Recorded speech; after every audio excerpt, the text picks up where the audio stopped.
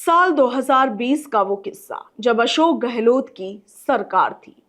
उस वक्त कांग्रेस के भीतर एक ऐसा तूफान उठा जिसने प्रदेश की सियासत में ऐसी आग लगाई कि उसकी चिंगारियां आज तक देखी जाती है। ये किस्सा है सचिन पायलट पर लगे आरोपों का।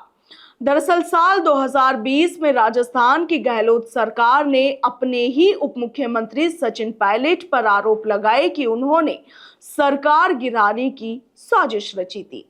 इसके लिए पहले एसओजी और इसके बाद में एंटी करप्शन ब्यूरो यानी कि एसीबी में मामला दर्ज करवाया था और अब 2025 में एंटी करप्शन ब्यूरो ने इसे फर्जी मानते हुए कोर्ट में अपनी अंतिम रिपोर्ट दाखिल कर दी है, जिसे राजस्थान हाई कोर्ट ने स्वीकार भी कर लिया है।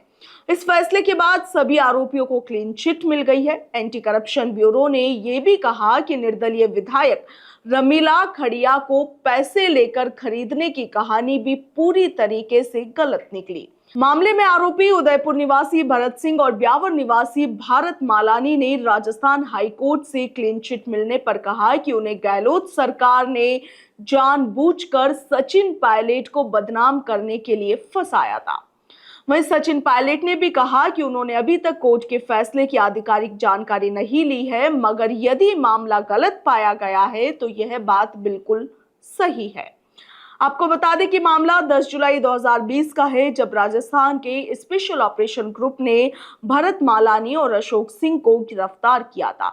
उन पर सरकार गिराने की साजिश का मुकदमा दर्ज किया गया था और बाद में सचिन पायलट को भी इसमें आरोपी बनाया गया था, जिसके बाद उन्होंने बगावत कर दी थी।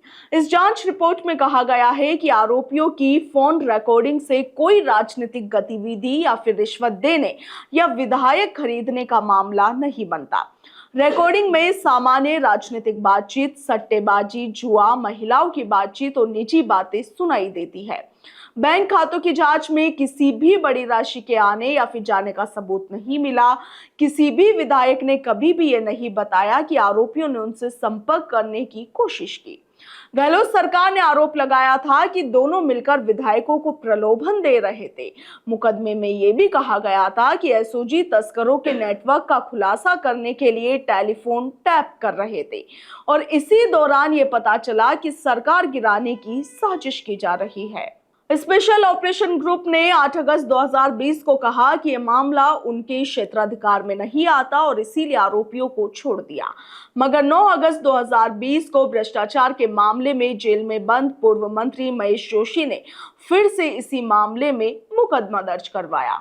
अशोक गहलोत सरकार के समय विधायकों की खरीद फरोख्त का केस बंद होने पर पूर्व डेप्यूटी सीएम सचिन पायलट ने भी प्रतिक्रिया दी है।